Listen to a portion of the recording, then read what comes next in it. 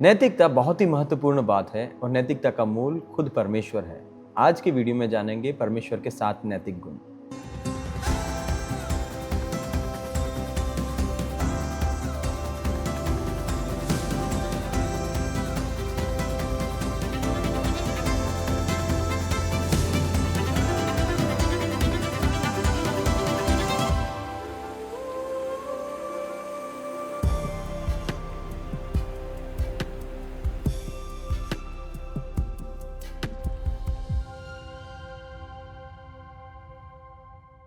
Bible पाठशाला अध्ययन श्रृंखला में सारे भाई बहनों का हार्दिक स्वागत है। इस समय में हम लोग छठे पाठ के अंदर है, जिसके अंदर हम परमेश्वर के गुणों को अध्ययन कर रहे हैं। इस पाठ के सबसे पहले अध्याय के अंदर हमने परमेश्वर के गुणों को अध्ययन किया, जो परमेश्वर की अस्तित्व और स्वभाव के साथ जुड़ा हुआ था।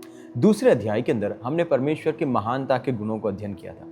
तीसरे अध्याय के पहले भाग के अंदर हम लोगों ने अध्ययन किया था कि परमेश्वर के 8 नैतिक गुण कौन से हैं, और इस अध्याय के अंदर हम लोग देखने जा रहे हैं कि परमेश्वर के 7 अगला नैतिक गुण कौन से हैं। तो सबसे पहले मैं आपको बताना चाहता हूँ, तीसरे अध्याय के अंदर जो नैतिक गुणों का हमने अध्ययन किया था वो पहला था परमेश्वर पवित्र है, दूसरा परमेश्वर धर्मी है, परमेश्वर न्यायी है, परमेश्वर सत्य है, परमेश्वर विश्वास योग्य है, परमेश्वर प्रेमी है, परमेश्वर करुणामय है और परमेश्वर अनुग्रहकारी है। तो ये नैतिक गुणों को हमने अध्ययन किया था। आज के वीडियो के अंदर अगला 7 को हम अध्ययन करने जा रहे हैं। तो सबसे पहला जो आज हम लोग अध्ययन करने जा रहे हैं, जो 9वां परमेश्वर का नैतिक गुण है, वो ये है कि परमेश्वर भला है। God is good. परमेश्वर भला और उत्तम है। परमेश्वर की भलाई उसके स्वभाव की उदारता और नैतिक उत्कृष्टता को प्रकट करता है। परमेश्वर मोरली एक्सलेंट है और वो बिल्कुल भला है। परमेश्वर अच्छा है, उसको हम लोग वहाँ पे देखते हैं। उसकी प्रत्येक क्रिया भलाई और करुणा से परिपूर्ण है। परमेश्वर जो भी कार्य करता है वो परमेश्वर अपनी भलाई के अंदर से करता है, इसलिए परमेश्वर जो भी करता है वो भला है। सृष्टि में मिलने वाली प्रत्येक आशीष अंततः उसी की भलाई से उत्पन्न होता है। जितनी आशीषों को आज हम लोग पृथ्वी में हम लोग अनुभव कर रहे हैं, वो परमेश्वर की भलाई के गुणों का एक भाग के रूप में हम लोग देख सकते हैं। इब्रानी भाषा के अंदर इस भलाई के लिए जो शब्द उपयोग किया गया वो है टोव। टोव का अर्थ है गुड, अच्छा, बेनिफिशियल, लाभदायक, मॉरली एक्सेलेंट, जो नैतिक तौर पर उत्कृष्ट है, नैतिक तौर पर सबसे बेस्ट है। इसके बारे में भजनकार 34वें अध्याय उसके 8 आयत में कहता है, चख कर देख लो यहोवा कैसा भला है, क्या ही धन्य है वह मनुष्य जो उसकी शरण लेता है। परमेश्वर का वचन यहाँ पे कहता है कि चख कर देखे कि यहोवा कैसा भला है। उसकी भलाई के बारे में हम जितना भी वर्णन करें वो कभी भी काफ़ी नहीं है। उसको अनुभव करने से पता चलेगा कि परमेश्वर कितना भला है, कितना अच्छा है। भजन 145 उसके 9 के अंदर, नाहुम उसके पहले अध्याय उसके 7 आयत के अंदर भी परमेश्वर की भलाई के बारे में बताया गया है। नए नियम के अंदर जब हम जाते, यूनानी भाषा के अंदर अगाथोस शब्द का उपयोग किया गया। अगाथोस शब्द का अर्थ है जो नैतिक रूप में उत्कृष्ट है, भला है, सच्चा है, अच्छा है।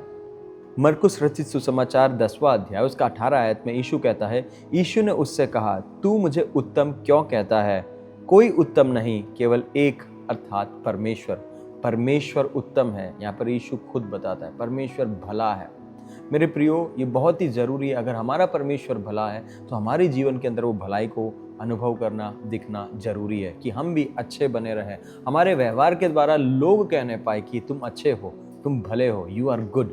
ऐसा एक सर्टिफिकेट अगर हमारा होगा तो मेरे प्रियो, हमारा जीवन के अंदर परमेश्वर की महिमा प्रकट होगी। इसलिए मेरे प्रियो, हम इन दिनों में अपने लक्ष्य को बनाएं कि हम परमेश्वर जिसकी हम आराधना कर रहे हैं वो परमेश्वर का गुण है कि वो भला है। हम भी भलाई को अनुकरण करें। 10वां जो परमेश्वर का गुण है वो ये है, गॉड इज पेशेंट।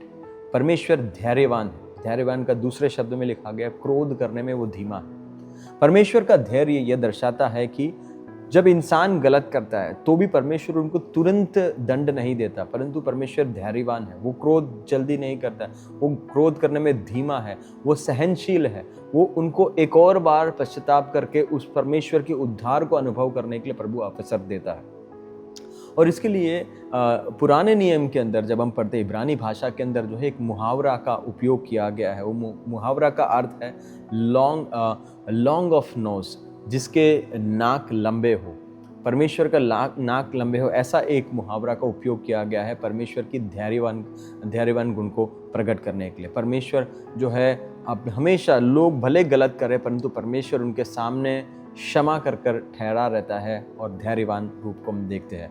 निर्गमन की पुस्तक 34वां अध्याय उसके 6 आयत में देखो परमेश्वर का वचन क्या कहता है। और यहोवा उसके सामने होकर यह प्रचार करता हुआ चला, यहोवा यहोवा परमेश्वर दयालु और अनुग्रहकारी, कोप करने में धीरजवंत और अति करुणामय और सत्य है। तो यहाँ पर हम देखते हैं वो शब्द जो कोप करने में धीरजवंत, वो परमेश्वर के धैर्य को बताता है कि परमेश्वर जो है कभी भी किसी भी इंसान को न्याय करने में जल्दी नहीं करता, परंतु परमेश्वर पेशेंट रहता है, परमेश्वर के पास धैर्य है।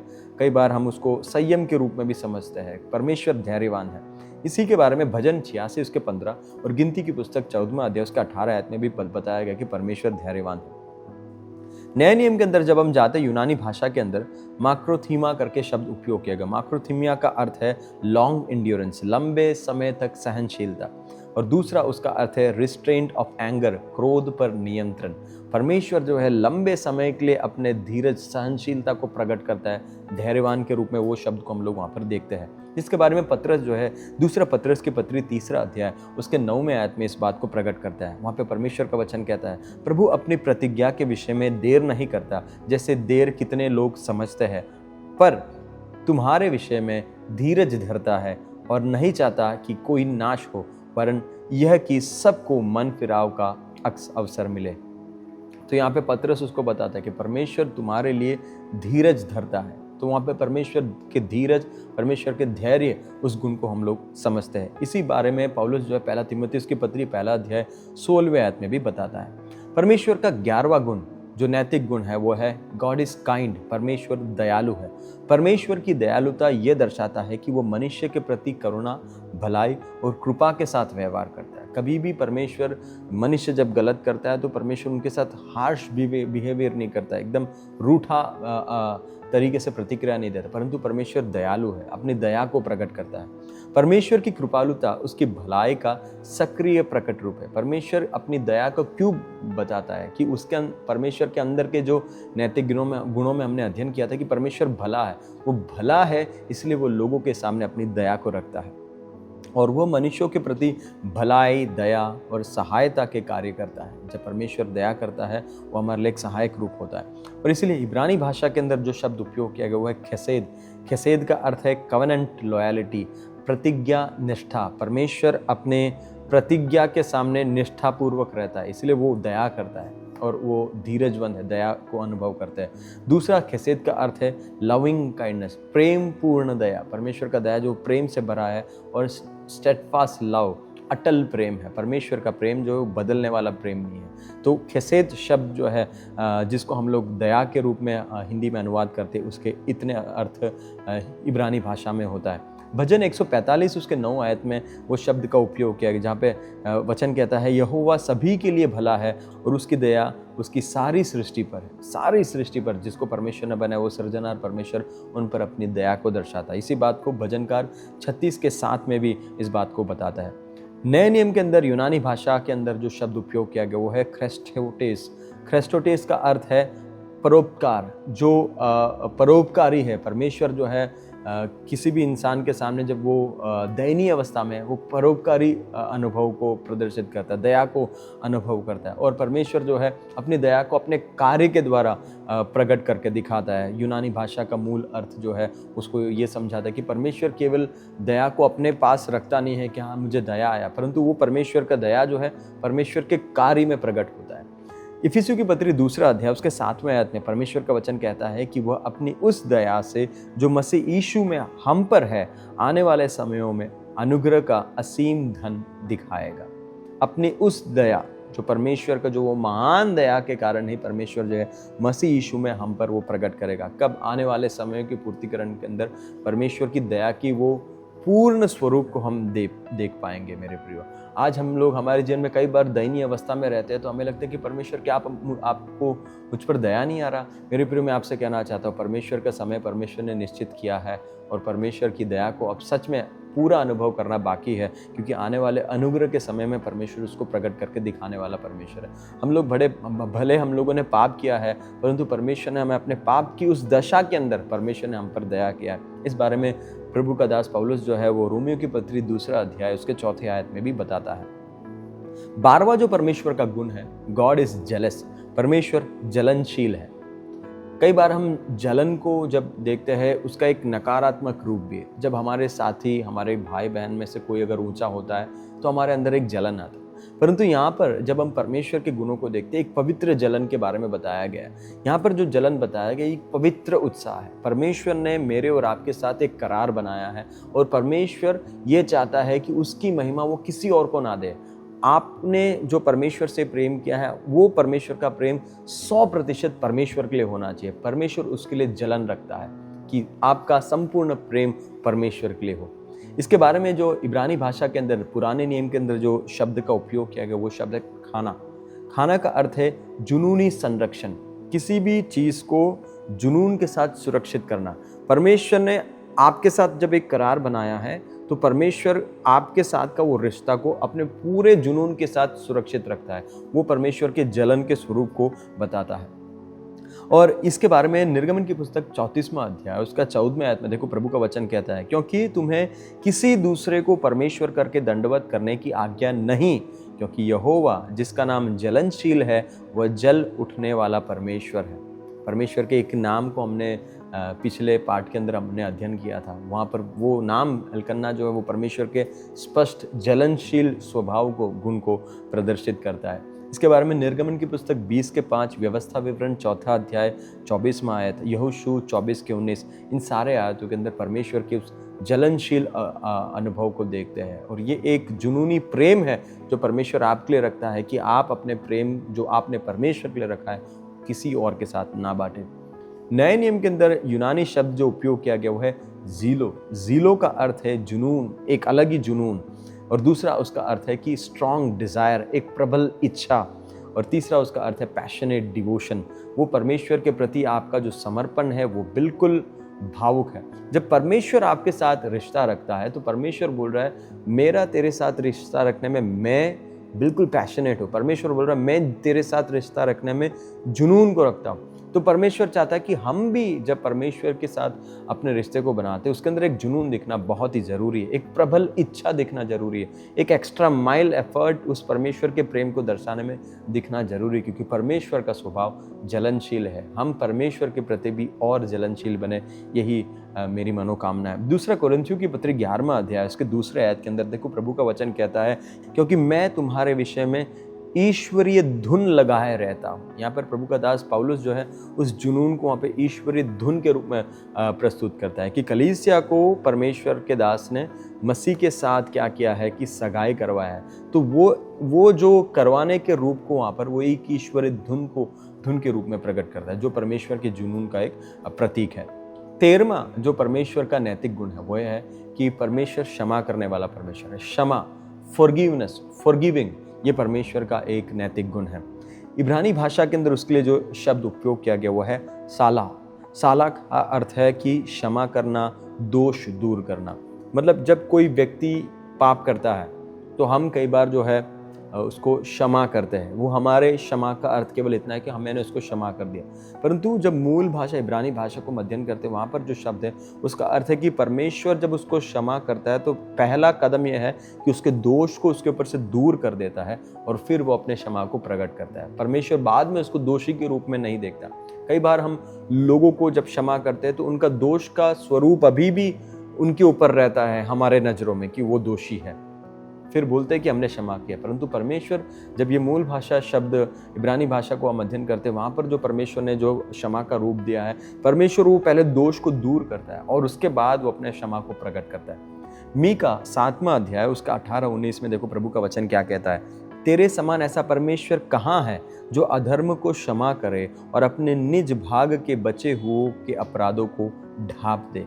यहाँ पे प्रभु का वचन स्पष्ट बताता है पाप को, अपराधों को परमेश्वर ने ढांप दिया है और परमेश्वर क्षमा करता है। तो मेरे प्रियो, ये परमेश्वर का जो क्षमा का गुण है हमारे अंदर होना जरूरी है। कई बार हम क्षमा तो करते परंतु उनके अपराधों को ढांप देना और क्षमा करना, वैसा एक कदम लेना बहुत ही जरूरी है। इसके बारे में यशायाह की पुस्तक 1 अध्याय उसका 18 आयत, दानियल की पुस्तक 9वां अध्याय उसके 9वें आयत में आप उसको और भी गहराई में अध्ययन कर सकते हैं। नए नियम में जब हम जाते हैं यूनानी शब्द जो है अफीमी शब्द का उपयोग किया गया। अफीमी शब्द का अर्थ है कि रिहा करना और दूसरा अर्थ है भेज देना और तीसरा अर्थ है कि उनके कर्ज को माफ कर देना। रिहा करना अर्थ जो है वो क्षमा का एक और बहुत बड़ा प्रतीक है कि कई बार हम लोगों को क्षमा कर दें, परंतु उनके प्रति जो हमारे मन के अंदर कड़वास है उसको हम रिहा नहीं करते, उसको छोड़ नहीं देते, उनके कर्ज को हम क्षमा नहीं करते। परंतु परमेश्वर का वचन यहाँ पर मूल भाषा के अर्थों को जब हम अध्ययन करते हैं, क्षमा का अर्थ बहुत गहरा है कि हमको उनको अपने अंदर से पूर्ण तरीके से रिहा कर देना है, उनको फ्री करना है, भेज देना है। वैसा एक क्षमा परमेश्वर हमसे चाहता है। पहला यूहन्ना की पत्री पहला अध्याय उसके 9वें आयत में ये बिल्कुल स्पष्ट बताया गया, यदि हम अपने पापों को मान ले तो वह हमारे पापों को क्षमा करने और हमें सब अधर्म से शुद्ध करने में विश्वास योग्य और धर्मी है। वो क्षमा करने वाला परमेश्वर है। जब वो क्षमा करता है, हमारे पापों को ढांपता है और हमें हमारे पुराने पापों से रिहा कर क्षमा देने वाला परमेश्वर है। इसके बारे में इफिसियों की पत्री पहला अध्याय उसके 7वें आयत के अंदर और कोलोसियों की पत्री पहला अध्याय उसके 13 और 14 आयत के अंदर भी हम लोग देखते हैं। 14वां परमेश्वर का नैतिक गुण है, वो यह है गॉड इज परफेक्ट। परमेश्वर खरा और सिद्ध है। सिद्ध उसका एक अच्छा अनुवाद है, परंतु जब हम बाइबल के अनुवाद हिंदी में देखते हैं वहाँ पर बारंबार जो शब्द उपयोग किया गया वो है खरा। परमेश्वर परफेक्ट है। और इसके लिए जो मूल भाषा के अंदर जो शब्द उपयोग किया गया वो है तमीम। तमीम का अर्थ है कंप्लीट, होल या फिर संपूर्ण, विदाउट डिफेक्ट, दोष रहित। परमेश्वर का परफेक्टनेस जो है, परमेश्वर की जो सिद्धता है, खराई है, वो संपूर्ण है, वो फुल है। उसके अंदर कहीं भी ऐसा कोई भाग नहीं है जहाँ पर आप किसी बात को अधूरा देख सकते। वो संपूर्ण है और वो दोष रहित है, उसमें कोई दोष नहीं है। दूसरा शमूएल की पुस्तक 22वां अध्याय उसके 31 आयत में हम लोग देखते हैं, वहाँ पे लिखा गया है, परमेश्वर की गति खरी है, यहोवा का वचन ताया हुआ है, वह अपने सब शरणागतों की ढाल है। यहाँ पे परमेश्वर का वचन बताया गया, वो कैसा है? परमेश्वर की गति, परमेश्वर का जो योजना, परमेश्वर का जो मार्ग, जो काम करने का तरीका, वो परफेक्ट है, उसमें कभी भी कोई गलती नहीं है। यहोवा का वचन ताया हुआ है। मेरे प्रियो, हमें इस बात को समझना है, हमारा परमेश्वर परफेक्ट है और जब हम उस परमेश्वर, उस सिद्ध, उस खरे परमेश्वर के अधीन में अपने जीवन को समर्पण करते हैं तो इस बात पर विश्वास करना जरूरी है कि वो हमें खराई में लेकर चलने वाला परमेश्वर है। व्यवस्था विवरण की पुस्तक 32वां अध्याय उसके 4 आयत के अंदर और भजन 19 के 7 के अंदर भी इस बात को हम स्पष्ट रूप से देखते हैं। नए नियम के अंदर जब हम जाते हैं, यूनानी शब्द जो उपयोग किया गया वो है टीलियोस। उसका अर्थ है परिपक्व, दूसरा अर्थ है पूर्ण और तीसरा अर्थ है पूरी तरीके से विकसित हुआ। परमेश्वर का जो काम है वो परिपक्व है, मैच्योरिटी के एक रूप को इस मूल शब्द में हम देखते हैं। परमेश्वर का काम जब हम कहते हैं खरा है, सिद्ध है, परफेक्ट है, उसका अर्थ है कि वो पूरी तरीके से मैच्योर है। जैसे कि एक फल जो है वो निश्चित समय पर जब वो पक जाता है, वो परिपक्व हो जाता है, तब उसका जो स्वाद परफेक्ट है। तो परमेश्वर का हर एक काम भी जो है वो परिपक्व है और वो पूर्ण रूप में विकसित है। उसके अंदर विकास का और कोई भी ऑप्शन बचा नहीं है। जो मैक्सिमम जितना होना चाहिए था वो है परमेश्वर का परफेक्टनेस। मत्ती रचित सुसमाचार 5वां अध्याय उसके 48 आयत में इस बात को हम देखते हैं। वहाँ पे लिखा गया, इसलिए चाहिए कि तुम सिद्ध बनो जैसे तुम्हारा स्वर्गीय पिता सिद्ध है। परमेश्वर का वचन यहाँ पर हमें स्पष्ट सिखाता है कि हम क्या बने, सिद्ध बने। और हमारे सिद्धि का मानक या स्टैंडर्ड क्या है?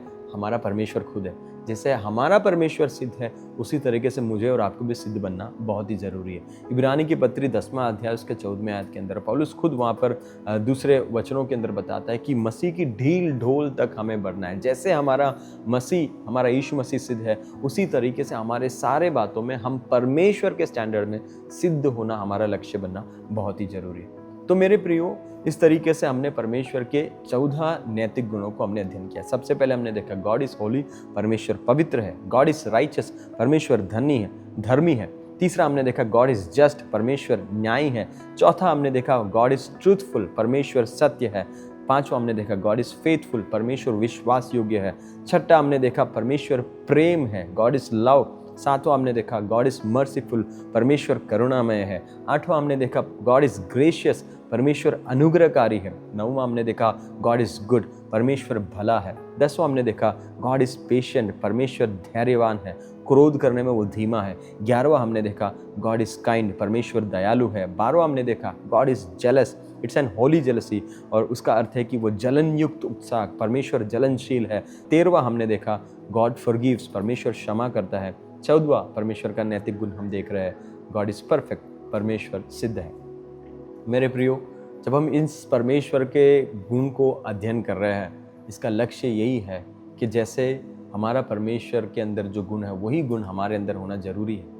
और ये गुण तब होता है जब पवित्र आत्मा हमारे जीवन में कार्य करता है, और पवित्र आत्मा के अधीन में रहकर जब हम अपने जीवन को जीते हैं, परमेश्वर के गुण हमारे अंदर प्रकट करने लगता है। मेरी यही प्रार्थना है कि आपके जीवन के अंदर परमेश्वर का हर एक नैतिक गुण दिखे और उसके द्वारा परमेश्वर की महिमा हो। धन्यवाद।